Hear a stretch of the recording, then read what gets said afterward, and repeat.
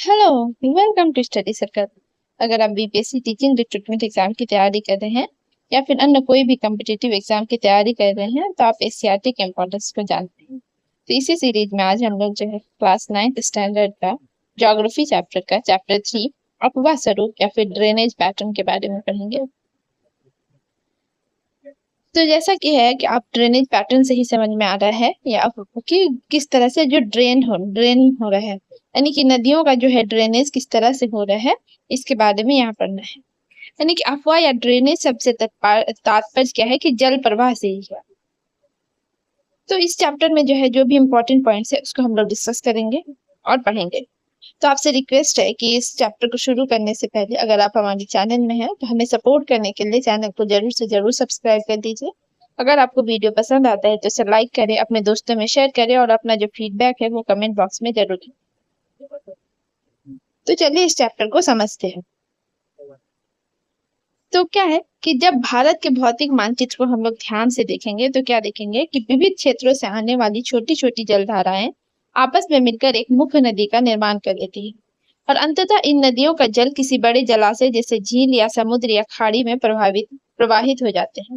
यानी कि क्या है कि जब भारत का मानचित्र को देखेंगे तो हम लोग क्या देखेंगे कि कहीं से भी कोई भी नदी आके बह रही है और फिर वो क्या है कहीं ना कहीं किसी समुद्र में जाके, क्योंकि इस तरह से मिला हुआ है तो किसी भी हिस्से में क्या है वो समुद्र में जाके मिल जाती है और उसी को जो है वो और फिर नदी फिर क्या है कहीं से आते, जैसे एक नदी निकली फिर यहाँ से ये चली फिर यहाँ से ये विभाजित हो गई फिर इसी के और शाखा निकल गई। तो इन सब चीजों को जैसे हम लोग क्या कहते हैं कि एक नदी तंत्र बनता है और इसी क्षेत्र का जल और कहते हैं एक नदी तंत्र का जिस क्षेत्र का जल प्रभावित होता है उसे हम लोग क्या कहते हैं अपवाह द्रोणी या फिर उसको बेसिन कहते हैं। और जब कोई ऊंचा क्षेत्र जैसे पर्वत या उच्च भूमि दो निकटवर्ती अपवाह द्रोणियों को एक दूसरे से अलग करती है तो तब ऐसे को क्या कहते हैं उच्च भूमि जल विभाजक कहलाती है। यानी कि यहाँ पे है कि एक नदी का पॉइंट है यहाँ से, है ना, वो नदी निकली है ऐसे चल चल के आ रही है, बीच में क्या है कि पहाड़ आ गया तो नदी क्या है कि एक इधर से बह गया और एक इधर से बह गया और ये जो है यहाँ पे कोई ऊंची भूमि या पहाड़ आ गया तो ये जो क्षेत्र है ये उच्च भूमि जल विभाजक का काम किया। किसी भी अपवाह तंत्र का जो विकास है वहां की भू आकृति से ही निर्धारित होती है और भू आकृति के आधार पर भारत के नदियों को दो वर्गों में विभाजित किया जा सकता है। पहला तो है हिमालय की नदियां और दूसरी जो है वो है प्रायद्वीपीय नदियां। तो आज इस चैप्टर में हम लोग क्या पढ़ेंगे कि भिन्न भिन्न भौगोलिक प्रदेशों में इसकी उत्पत्ति होने के क्या कारण है और इनका जो है इस उत्पत्ति होने के कारण नदियां जो है किस तरह से एक दूसरे से भिन्न है और इनकी भिन्नता जो है हम लोग किस तरह से पढ़ेंगे। तो सबसे पहले जो पढ़ेंगे हम लोग हिमालय की नदियां के बारे में। तो यहाँ पे एक बहुत इंटरेस्टिंग फैक्ट दिया हुआ है कि विश्व की सबसे बड़ी अपवाह बेसिन जो है वो अमेजन नदी है। और आप लोग बताइए कि भारत में सबसे बड़ी अपवाह बेसिन क्या है। तो इसका आंसर हो जाएगा हम सब लास्ट में आखिर में वीडियो के आखिर में बताएंगे। तो हिमालय की जो नदियां है तो वो अधिकांश क्या है कि 12मासी है और स्थायी है। क्यों? क्योंकि इसमें वर्षा के जल के अतिरिक्त पर्वत की चोटियों पर जमे हिम पिघलने से सालों भर जलापूर्ति होती रहती है और सिंधु एवं ब्रह्मपुत्र जैसी भारत की प्रमुख नदियां जो है हिमालय से निकलती है। यानी कि जो हिमालय पर्वत से जो नदियां निकलती है उसमें क्या रहता है कि 12 मास यानी कि और या फिर साल भर जो इसमें पानी भरा रहता है, जैसे गंगा नदी हो गया, है ना, ब्रह्मपुत्र हो गया, ये सब में क्या रहता है कि सालों भर पानी, सिंधु हो गया तो इसमें सालों भर पानी रहता है। और कुछ नदी ऐसे है जैसे दूसरा प्रकार की नदी है कि प्रायद्वीपीय नदी है, इनमें क्या रहता है कि सालों भर पानी नहीं रहता है।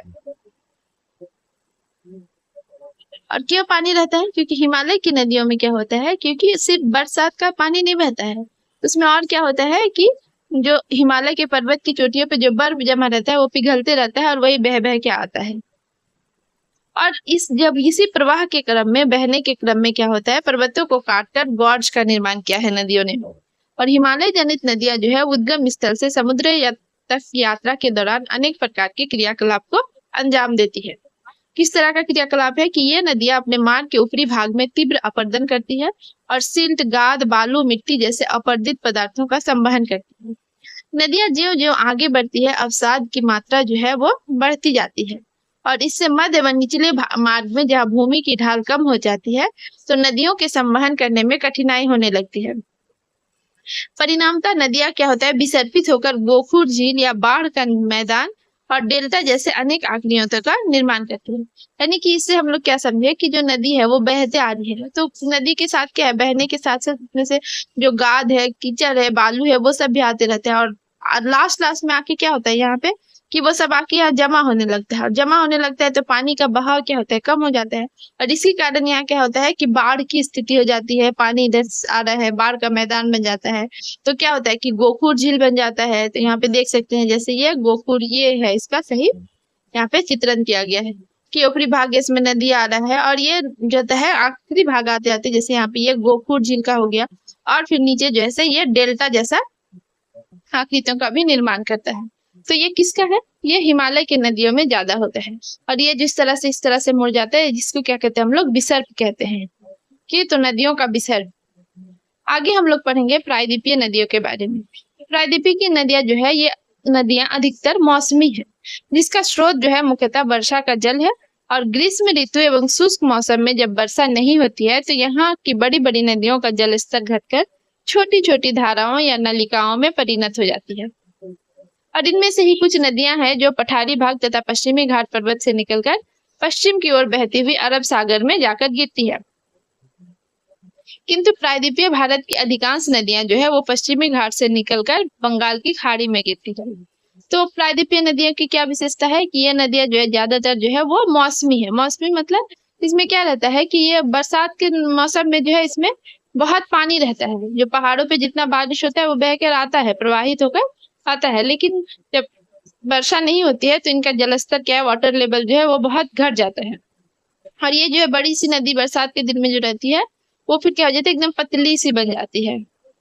और इसके जो है खास बात क्या है इस नदियों का, जैसे ये भारत है, तो भारत का जो है ये ज्यादातर क्या होता है कि ये नदियां पश्चिम से क्या होता है कि पूरब की ओर बहती है, मतलब इधर के जाकर ये बंगाल की खाड़ी में ही ज्यादातर नदी गिरती है। लेकिन कुछ कुछ नदियां हैं जैसे कि नर्मदा है, तापी है, ये क्या होता है कि और ये सब जो है अरब सागर में भी गिरती है। और ये नदियों का और खास बात क्या है कि ये नदियां जो है छिछली होती है, मतलब गहरी कम होती है, और कम लंबी भी, मतलब इनकी लंबाई भी जो है ना, गंगा और ब्रह्मपुत्र और ये जो हिमालय की नदियों के मुकाबले इनकी जो लंबाई है वो भी कम होती है और गहराई भी कम होती है।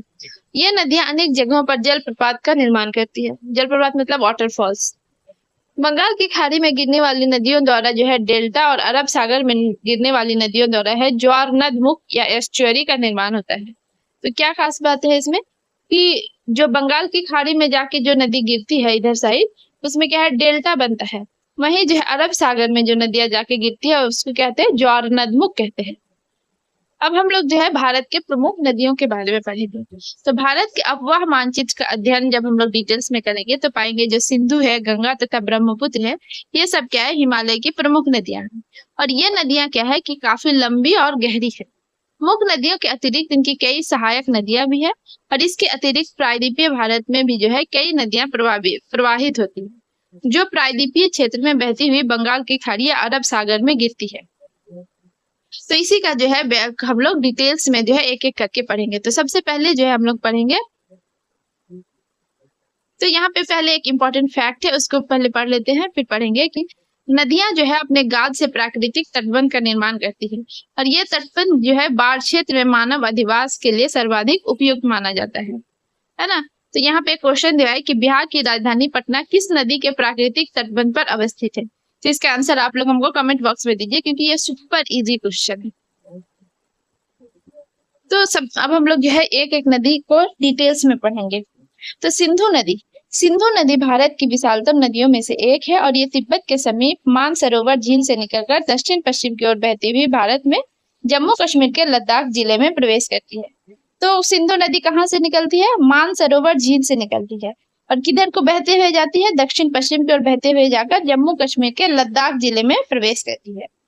इस नदी का प्रवाह क्षेत्र जो है वो 250 वर्ग किलोमीटर में फैला हुआ है। तो प्रवाह क्षेत्र कितना है, 250 वर्ग किलोमीटर के आसपास। और कौन कौन से स्थान इसमें खास है, जैसे जास्कर, नुब्रा, सियोक और हंजा, ये सब किस चीज का नाम है, ये सब इनके सहायक नदियों का नाम है, इसको याद रखना है। जास्कर, नुब्रा, सियोक और हंजा, ये सहायक नदियां आकर इसमें मिल जाती है। लद्दाख में सिंधु नदी जो है गॉर्ज का निर्माण करती है, और इस गॉर्ज का नाम है गिलगिट गॉर्ज। ये पर्यटन के लिए आकर्षण का केंद्र बिंदु है। बलूचिस्तान तथा गिलगित से होते हुए ये नदी जो है अटक में पर्वतीय क्षेत्र से बाहर निकल जाती है और यहाँ से फिर ये मिठानपुर जो कि पाकिस्तान में स्थित है उसके समूह जो है वो सतलुज, ब्यास, रावी, चिनाब तथा झेलम आदि नदियां जो है ये सिंधु में मिल जाती है। तो पाकिस्तान से क्या है, कौन कौन सी नदी फिर बह के आती है? सतलज, ब्यास, रावी, चिनाब, झेलम। ये 5 नदियां जो है ये सिंधु की सहायक नदियां और ये पाकिस्तान से बहकर आकर सिंधु में मिल जाती है। तत्पश्चात ये नदी जो है दक्षिण पश्चिम की ओर प्रवाहित होकर कराची से पूर्व मैदान का निर्माण करते हुए अरब सागर में जा गिरती है। और ये नदी फिर क्या है कि नदी दक्षिण पश्चिम से प्रभावित होकर क्या है कि पाकिस्तान के कराची से पूर्व मैदान का निर्माण करते हुए अरब सागर में जा गिरती है। और हिमालय से निकलने वाली इस नदी की लंबाई कितनी है? 2900 किलोमीटर है, जिसका टोटल जो है लंबाई कितना है? 2900 किलोमीटर है। और नदी का जो 1/3 प्रवाह क्षेत्र सिर्फ भारत में है और बाकी शेष जो है वो पाकिस्तान में स्थित है। और भारत में कौन कौन से राज्य में है? जम्मू कश्मीर, हिमाचल प्रदेश और पंजाब। तो ये पुराना एडिशन है, अब इसमें जो है लद्दाख भी ऐड हो जाएगा। गंगा नदी, तो इस नदी के जो मुख्य, अब हम लोग पढ़ेंगे गंगा नदी के बारे में और ये बहुत ही इंपॉर्टेंट है हमारे लिए। तो गंगा नदी जो है, गंगा नदी जो है ये मुख्य धारा भागीरथी की उत्पत्ति हिमालय स्थित जो है वो गंगोत्री हिमानी के गोमुख से हुआ है। तो इसको पूछा, इसका जो मुख्य धारा है उसको भागीरथी कहा जाता है और जो है ये हिमालय में स्थित गंगोत्री हिमानी है उसके गोमुख से हुआ। अलकनंदा उत्तराखंड स्थित देवप्रयाग में भागीरथी से फिर ये मिल जाती है और वहां से फिर ये गंगा नदी के नाम से प्रवाहित होती है। हरिद्वार के समीप गंगा नदी मैदानी भाग में प्रवेश करती है और इस नदी की जो लंबाई है वो कितना है? 2525 किलोमीटर है। कितनी है इसकी लंबाई? 2525 किलोमीटर। तो जो सिंधु नदी है उसकी लंबाई 2900 किलोमीटर है, लेकिन वो क्या है कि भारत में जितना वो बहती है वो सिर्फ 1/3 सांस का बहता है। और गंगा नदी की जो लंबाई है वो 2525 मीटर है और इसीलिए ये भारत की सबसे लंबी नदी है, क्योंकि ये भारत में जो है सबसे लंबे उसमें बहती है, सबसे ज्यादा मतलब स्थान इसका घेरती है। और जो देश के अंतर्गत क्या है, उत्तराखंड, उत्तर प्रदेश, बिहार एवं पश्चिम बंगाल राज्यों से बहती हुई फरक्का होते हुए बांग्लादेश में प्रवेश करती है। और जब ये बांग्लादेश में प्रवेश करती है तो इसे पद्मा नाम से पुकारा जाता है। और जो कोलकाता में हुगली नदी है, तो हुगली नदी भारत में गंगा की मुख्य शाखा है। तो हम लोग क्या है कि गंगा के प्रवाह क्षेत्र का अध्ययन करेंगे, तो यहाँ पे एक चित्र दिया हुआ है। तो यहाँ से हम लोग जो है गंगा के जो है उसको यहाँ पे हम लोग उसको देख सकते हैं कि ये जो है गंगा नदी है, ये गंगा नदी यहाँ से बहते हुए आ रही है, ये है ना, ये गंगा नदी है। ये किस तरह से बांग्लादेश में प्रवेश कर जाती है तो बेपद्दा नाम से जानी जाती है। और फिर कोलकाता में जैसे है कि ये हुगली नदी जो है, यहाँ पे ये हुगली जो है इसकी ये बिहार है और यहाँ से आके जाके कहीं से ये हुगली, ये इसकी सहायक नदी है, मतलब यहाँ से ये बढ़ जाती है और ये जाके यहाँ मिलती है, तो ये हुगली नदी।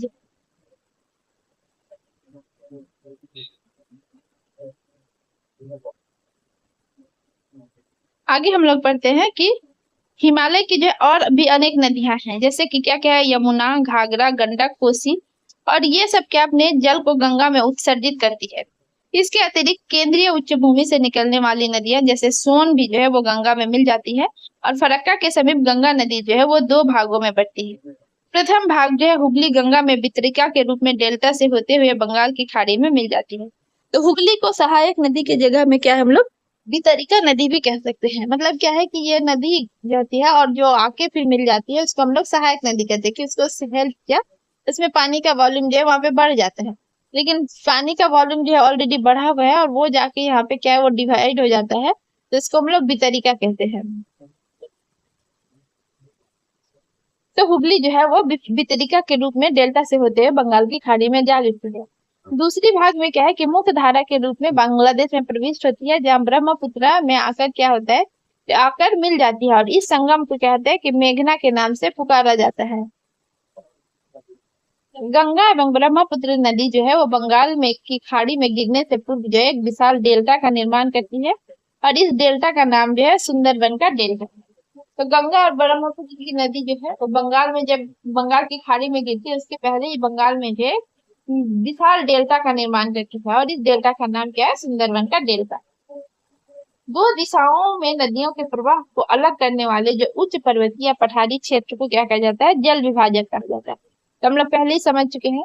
जैसे यहाँ से कोई नदी बहते बहते आ रही है और यहाँ पे ऊंचा पहाड़ हो गया, तो ये नदी क्या है, दो विपरीत दिशाओं में क्या है कि ये विभाजन हो गया इसका। तो इसी को क्या कहते हैं, इस उच्च पर्वतीय क्षेत्र को हम लोग जल विभाजक कहते हैं। और इसका एक बहुत ही मतलब बेस्ट एग्जाम्पल है सिंधु एवं गंगा नदी के मध्य अरावली की जो उच्च भूमि है, वो जल विभाजक का एक उदाहरण है। अरावली नगर जो है गंगा एवं सिंधु के जल विभाजक पर बसा हुआ है। और अरावली से सुंदरबन तक का मैदान की लंबाई कितना है? 1800 किलोमीटर है। इसकी जो ढाल है, तो यहाँ पे जल विभाजक देख सकते हैं, जैसे ये गंगा नदी है ना, और जहां से ये गंगा नदी निकली है, जहां से ये गंगा नदी निकली है, वहीं से क्या है, सिंधु नदी भी निकली है। और ये जो है यहाँ पे बहते बहते जाते, तो ये इस एरिया में जो है अरावली का जो है पहाड़ है। और ये अरावली का पहाड़ जो है जल विभाजक के रूप में काम करता है कि ये जो नदियां हैं इधर जा रही है बह के, और ये गंगा और इसकी सहायक नदियां इधर बह रही है।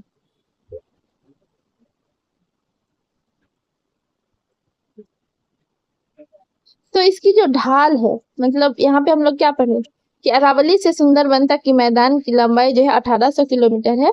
और जो जल विभाजक जो है अरावली का पहाड़, तो उसकी जो ढलान है वो पर किलोमीटर या 6 किलोमीटर की दर से जो है पर मीटर पर 6 किलोमीटर के दर से जो है सुंदर वन की तरफ घटता है। यानी कि हर 6 किलोमीटर में 1 मीटर जो है इसका ढलान वो कम होते जाता है।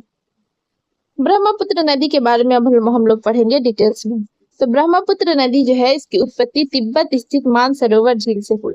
और इसकी लंबाई कितना है? 2900 किलोमीटर से भी अधिक है। यानी कि हम लोग सिंधु की लंबाई कितना पढ़े? 2900 किलोमीटर पढ़े। वहीं गंगा नदी कितना है? 2525 किलोमीटर। और ब्रह्मपुत्र नदी जो है 29 किलोमीटर से भी ज्यादा है।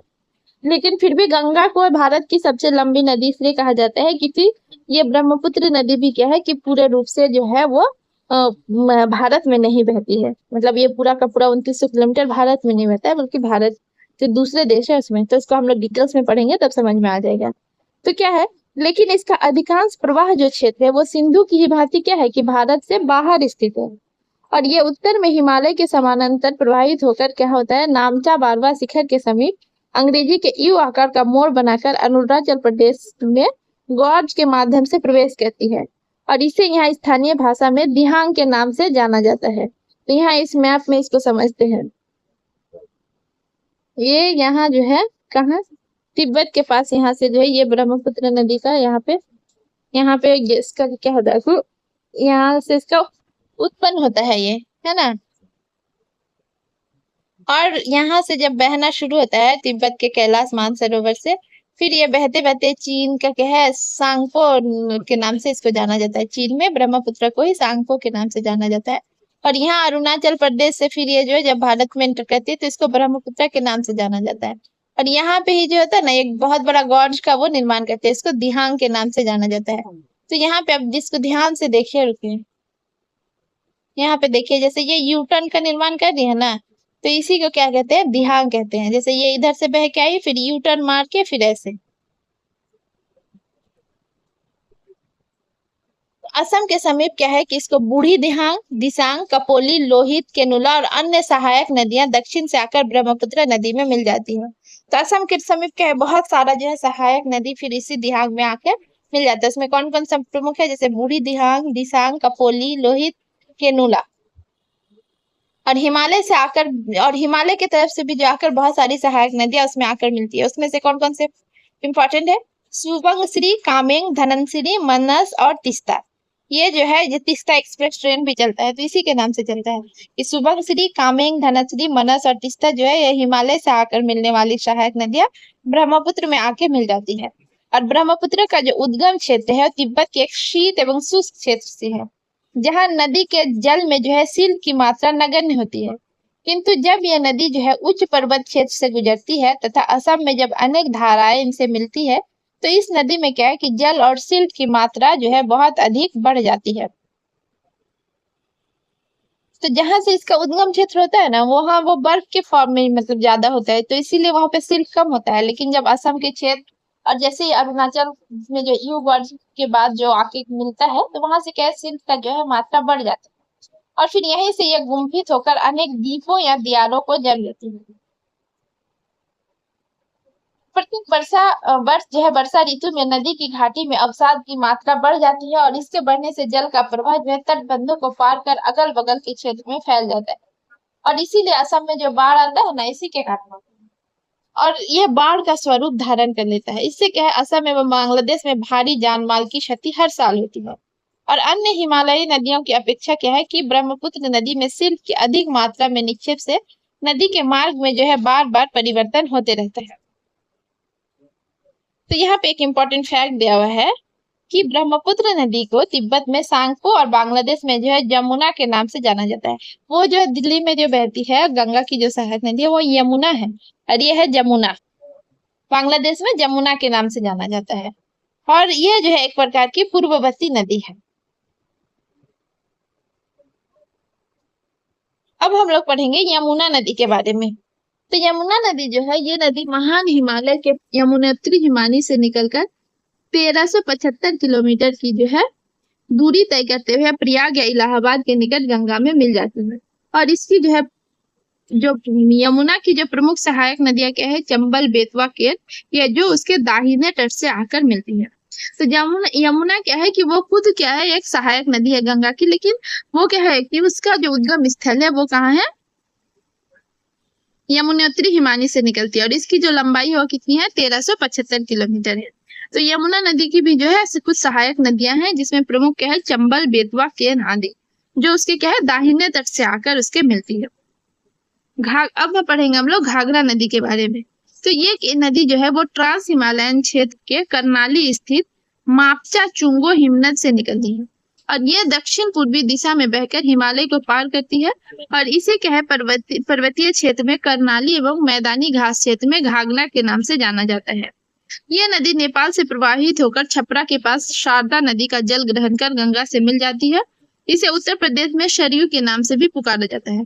तो घाघरा नदी को ही उत्तर प्रदेश में क्या है सरयू के नाम से जाना जाता है और ये इसका जो उद्गम क्षेत्र है वो कहाँ है, ट्रांस हिमालयन क्षेत्र जो है उसके में करनाली स्थित मापचा चुंगो जो है वहां से निकलती है और ये क्या है हिमालय को पार करती है और फिर बह कर आती है। और ये इसको क्या है कि मैदानी क्षेत्र में तो इसको घाघरा के नाम से जाना जाता है और ये नेपाल से प्रभावित होकर क्या है छपरा जो है बिहार में छपरा के पास शारदा नदी से मिल जाती है और शारदा नदी का जल ग्रहण करके ये गंगा में मिल जाती है। तो यानी कि शारदा नदी जो है ये उसकी सहायक नदी है। अब पढ़ेंगे हम लोग गंडक नदी के बारे में। तो गंडक नदी कहाँ, हिमालय से निकलकर नेपाल से होते हुए बिहार के चंपारण में प्रवेश करती है और इस नदी के परिवहन मार्ग में तीव्र परिवर्तन और अवसाद के कारण अत्यधिक निक्षेपण से जो है बाढ़ की आशंका हमेशा बनी रहती है। इस नदी के साथ जो है कई पौराणिक किंवदंतियां जुड़ी हुई है, इसीलिए यह भी जो है इम्पोर्टेंट है। अब पढ़ेंगे बिहार का शोक कोसी नदी के बारे में। तो ये नदी भी क्या है कि महान हिमालय के गोसाईथान से निकलकर नेपाल होते हुए बिहार के सुपौल जिला में प्रवेश करती है। कहाँ से निकलती है, हिमालय के गोसाईथान से। इसका उद्गम स्थल के समीप ही कोसी की मुख्य धारा जो है वो अरुण कहलाती है। तो जहां से ये उद्गम होता है उसकी मुख्य धारा को अरुण कहा जाता है। इसकी अन्य सहायक धाराओं में जो है मिलाची, भोटिया, सप्तकोशी, तांबा, लिखू, दुग और तंबूर प्रमुख है। तो ये जो इसकी सहायक नदियां हैं जो नेपाल में इनसे आके मिलती है, इसमें कौन कौन सी नदी है, जैसे मिलाची, भोटिया, सप्तकोशी, तांबा, लिखू, दुग्ध और तंबू। इसके अतिरिक्त भी जो है कई अन्य धाराओं को समाहित कर ये कहते हैं कुर्सेला एक जगह है सहरसा में और उसके निकट गंगा से जाकर ये मिल जाती है। इस नदी की लंबाई लगभग 230 किलोमीटर है और ये नदी भी क्या है कि अपने तीव्र मार्ग परिवर्तन एवं कटाव के लिए जो है वो विख्यात है। कोसी जो है कि अपने तरफ से अब क्या है कि अपने जलोढ़ से उपजाऊ मैदान का निर्माण करती है। तो ये इसका एक बेनिफिशियरी है कि उसका एक तरह से ये बेनिफिशियल है कि ये क्या है कि अपने तरफ से जलोढ़ से उपजाऊ मैदान का निर्माण करती है कि जो जलोढ़ मृदा जो है वो जम जाती है, उससे मैदान जो है बहुत उपजाऊ हो जाता है, फर्टाइल हो जाता है। लेकिन ये बदनाम भी है, क्यों? क्योंकि अपने क्रूर बाढ़ की विभीषिका से इसको अभिशप्त भी करती है और बाढ़ से रक्षा के लिए इसके दोनों तटों पर तटबंध बनाया गया है, लेकिन उसका बहुत ज्यादा मतलब फायदा नहीं मिलता है। और बिहार राज्य में कोसी नदी में बाढ़ आने से अपार क्षति होती है, इसी कारण इस नदी को बिहार का शोक भी कहा जाता है। तो यहाँ पे है कि एक बहुत ही अमेजिंग फैक्ट है कि गंगा द्वारा लाई गई नवीन जलोढ़ से निर्मित बाढ़ के मैदान को क्या हम लोग ताल के नाम से भी पुकारते हैं। अब हम लोग पढ़ेंगे नर्मदा नदी के बारे में।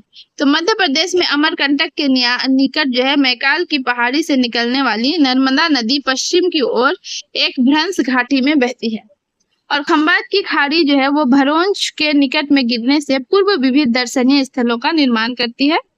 जबलपुर के निकट जो है भेड़ा घाट में संगमरमर के शैल खंडों में ये नदी जो है वो गहरे गौड़ से बहती है और धुआंधार प्रपात जो है वो या फिर कपिल धारा का निर्माण करती है। नर्मदा की अधिकांश सहायक नदियां जो है वो छोटी छोटी है जो समकोण पर मुख्य धारा से मिलती है और इस नदी की जो लंबाई है वो 1312 किलोमीटर है जो मध्य प्रदेश और गुजरात राज्यों में प्रवाहित होती है। ये प्रायद्वीपीय भारत की दूसरे सबसे लंबी नदी है। तो इसको समझ गए होंगे कि नर्मदा नदी जो है मध्य प्रदेश में एक अमरकंटक की पहाड़ी है, उसी में जो अमरकंटक के जो है वहां पे एक मैकाल की पहाड़ी नाम से एक पहाड़ी है, वहीं से निकलती है।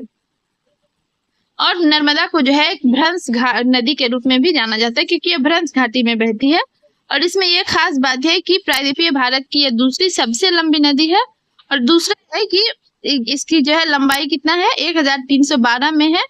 और नर्मदा की अधिकांश सहायक नदियां क्या है कि बहुत छोटी छोटी है लेकिन इसको समकोण मुख्य धारा से ये मिलती है, मतलब समकोण पे उसको आके मिलती है। तो ये भी उसको क्या है, ये मतलब इसकी खास बात है। दूसरी क्या है, नदी जो है ये पश्चिम की ओर, मतलब ये जो है यहाँ से निकलती है और इधर आके मिलती है, मतलब ये अरब सागर में जाकर ये मिल जाती है। ये मतलब पूर्व से पश्चिम की ओर बहने वाली जो है एक नदी है। तापी नदी मध्य प्रदेश के बैतूल जिला में स्थित सतपुड़ा पहाड़ी से निकलती है। कहाँ से निकलती है? ये मध्य प्रदेश के बैतूल जिला में एक सतपुड़ा की पहाड़ी है, वहां से निकलती है। और नर्मदा की भांति ये क्या है, ये भी भ्रंश घाटी से निकली हुई नदी है और ये नर्मदा के समांतर मध्य प्रदेश, गुजरात एवं महाराष्ट्र राज्यों से होते हुए खंबात की खाड़ी में जाकर गिर जाती है। तो यहाँ कहाँ मिलती है? ये अरब सागर में जो खंबात की खाड़ी है गुजरात में, वहां जाकर गिरती है। और सूरत के निकट जो है पूर्णा इसकी एकमात्र नदी है। तो सूरत के निकट एक जगह है, कहाँ? पूर्णा, वो इसकी एकमात्र सहायक नदी है। और इसके अतिरिक्त पश्चिम की ओर बहने वाली नदियों में गुजरात की साबरमती तथा माही भी जो है क्या प्रमुख है। तो नर्मदा, तापी के अलावा गुजरात की साबरमती और माही भी जो प्रमुख नदी है जो पूरब से पश्चिम की ओर बहती है। इसके अतिरिक्त जो है पश्चिमी घाट जो है पर्वत से निकलकर अनेक नदियां जो है अरब सागर में गिरती है। इनमें कौन कौन से है? जैसे गोवा की मांडवी और जुआरी, कर्नाटक की कालिंदी, गंगावेली, शरवती, नेत्रवती, केरल की पेरियार, पंबा और मणिमाला जो है ये सब कुछ प्रमुख नदियां हैं जो क्या है कि पूरब से पश्चिम की ओर बहती हैं। क्यों? क्योंकि ये पश्चिमी घाट से निकलती है और फिर ये अरब सागर में जाके मिल जाती है। छोटी, और ये सब क्या है, छोटी है पर बहुत तीव्रगामी नदियां है। राजस्थान के मरुस्थलीय भाग से होकर बहने वाली नदियों में लूनी जो है वो प्रधान नदी है। तो लूनी की खास बात क्या है कि ये नदी जो है वो निकलती है और वो किसी समुद्र में नहीं मिलती है, बल्कि ये क्या है, रेगिस्तान में ही वो लुप्त हो जाती है। अब हम लोग महानदी के बारे में जानेंगे। तो यहाँ पे एक अमेजिंग फैक्ट दिया हुआ है आपके चैप्टर में कि राजगीर में जो है गर्म पानी का झरना तथा ककोलत का ठंडा पानी का झरना जो है बिहार राज्य स्थित जो है वो फेमस जलप्रपात का उदाहरण है। तो महानदी जो है कि ये प्रायद्वीपीय भारत में बंगाल की खाड़ी में प्रवाहित होने वाली तीसरी सबसे लंबी नदी है। तो सबसे क्या है कि गंगा है, फिर क्या है, यमुना है, और उसके बाद जो होती है तीसरे नंबर पे आता है महानदी। और ये प्रायद्वीपीय भारत की जो है बंगाल की खाड़ी में प्रवाहित होने वाली तीसरी सबसे लंबी नदी है। वो नर्मदा नदी भी है लेकिन वो क्या होता है कि वो अरब सागर में मिलती है। यहाँ पे क्या बोला है कि बंगाल की खाड़ी में प्रवाहित होने वाली तीसरी सबसे लंबी नदी है महानदी। और ये नदी क्या है, इसकी लंबाई कितनी है? 890 किलोमीटर है। और ये नदी जो है वो छत्तीसगढ़ स्थित रायपुर के निकट से निकलकर उड़ीसा से बहती हुई बंगाल की खाड़ी में मिलती है। इसके अपवाह प्रणाली में क्या क्या आता है कि प्रणाली का विस्तार है जिसमें छत्तीसगढ़, झारखंड तथा उड़ीसा है। और इसकी प्रमुख सहायक नदियों में कौन कौन सी नदी आती है? जैसे शिवनाथ, हंसदेव, मांद, जोंक और तेल, ये सब जो है महानदी की सहायक नदियां है। अब हम लोग जानेंगे गोदावरी नदी के बारे में। तो गोदावरी नदी जो है ये महाराष्ट्र के नासिक के निकट जो है वो पश्चिमी घाट से निकलती है। इसकी द्रोणी या बेसिन जो है वो महाराष्ट्र, मध्य प्रदेश, उड़ीसा, आंध्र प्रदेश और कर्नाटक में फैली हुई है। ये प्रायद्वीपीय नदियों में जो है सबसे लंबी है और इसकी लंबाई लगभग 1450 किलोमीटर है। तो गोदावरी जो है कि प्रायद्वीपीय नदी में सबसे लंबी यानी कि नंबर 1 पे आती है। और इसी नदी का जो है 50% अफवाह जो है वो अफवाह बेसिन का जो है महाराष्ट्र में विकसित हुई है। और प्राणहित, वर्धा, मंजीरा, बेनगंगा, पेनगंगा ये सब देश की प्रमुख सहायक नदियां हैं। बड़े आकार एवं विस्तार के कारण दक्षिण भारत में इस नदी को जो है दक्षिण की गंगा या वृद्ध गंगा के नाम से भी जाना जाता है। कृष्णा नदी के बारे में पढ़ेंगे कि जो पश्चिमी घाट स्थित महाबलेश्वर या जो है महाराष्ट्र में एक जगह है, उसके निकट के एक स्रोत से निकलकर लगभग 1290 किलोमीटर क्षेत्र में प्रवाहित होकर बंगाल की खाड़ी में गिरती है। इसकी अफवाह जो है बेसिन का विस्तार महाराष्ट्र, कर्नाटक, आंध्र प्रदेश राज्यों में है। और इसकी प्रमुख सहायक नदियों में कौन कौन सी आती है, जैसे दूध गंगा, पंचगंगा, तुंगभद्रा, कोयना, घटप्रभा, मालप्रभा, मूसी तथा भीमा, ये सब जो कृष्णा नदी की प्रमुख सहायक नदियां हैं। तो अब हम लोग पढ़ेंगे कावेरी नदी के बारे में। कावेरी की जो उत्पत्ति है वो पश्चिमी घाट स्थित ब्रह्मगिरी पहाड़ी से हुई है। इसकी जो लंबाई है लगभग 760 किलोमीटर है। और इस नदी का अफवाह जो है अफवाह बेसिन वो कहाँ है, तमिलनाडु, केरल एवं कर्नाटक राज्यों में फैला हुआ है। इसकी प्रमुख सहायक नदियों में कौन कौन सी नदियां आती है, जैसे अमरावती, भवानी, हेमावती, लोग पावनी, अकावली, लक्ष्मण तीर्थ तथा काबिनी, ये जो है कावेरी नदी के प्रमुख जो है वो सहायक नदियां हैं। इसको एक बार और पढ़ लेती हूँ। कौन कौन सी सहायक नदियां हैं, अमरावती, भवानी, हेमावती, लोग पावनी, अकावली, लक्ष्मण तीर्थ तथा काबिनी। और इसकी उत्पत्ति कहाँ हुई, ये पश्चिमी घाट में एक ब्रह्मगिरी की पहाड़ी है, वहीं से इसका जो है उत्पत्ति या उद्गम हुआ है। लंबाई कितनी है इसकी, 760 किलोमीटर है। और अंततः क्या ये नदी कहाँ मिलती है, तो तमिलनाडु स्थित कुडलूर से दक्षिण बंगाल की खाड़ी में मिल जाती है। यानी कि जो इसकी उत्पत्ति होती है ब्रह्मगिरी पहाड़ी से होती है। और ये शायद जो है कर्नाटक में है। अच्छा, ये कर्नाटक में है और तमिलनाडु में जाकर मिलती है। इसीलिए जो है कर्नाटक और तमिलनाडु में कावेरी नदी का जल विवाद जो है वो बहुत ही फेमस है। इसको लेकर उन लोगों में झगड़ा होते रहता है। तो ये जो सारी नदियां हैं, इसके अतिरिक्त भी बहुत सारी जो है छोटी छोटी नदियां हैं जो पूर्व की ओर बहती है, जिनमें कौन कौन से प्रमुख है, जिसमें दामोदर, ब्राह्मणी, बैतरणी और सुवर्ण रेखा जो है प्रमुख है। यहाँ पे एक अमेजिंग फैक्ट दिया हुआ है कि शिव समुद्रम जलप्रपात जो है भारत का दूसरा सबसे बड़ा प्रपात है। और जो किसमें कहाँ स्थित है, जो कावेरी नदी पर ही स्थित है।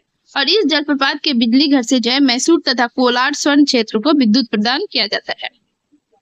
तो आपके लिए होमवर्क है, भारत का सबसे बड़ा जलप्रपात कौन सा है और ये कहाँ अवस्थित है, इसको आप लोग जो है कमेंट बॉक्स में लिखिए। तो ये इस वीडियो का पार्ट 1 है। आगे हम लोग जो है झील और जो है जो और भी झीलों का किस प्रकार है उसके बारे में पढ़ेंगे। नदियों के बारे में पढ़ चुके। तो आपको ये वीडियो कैसा लगा, अपना फीडबैक जो है वो कमेंट बॉक्स में जरूर लिखिए। हमें सपोर्ट करने के लिए चैनल को जरूर से जरूर सब्सक्राइब कर लीजिए। वीडियो पसंद आता है इसे लाइक करें, शेयर करें। वीडियो देखने के लिए आपका बहुत बहुत धन्यवाद।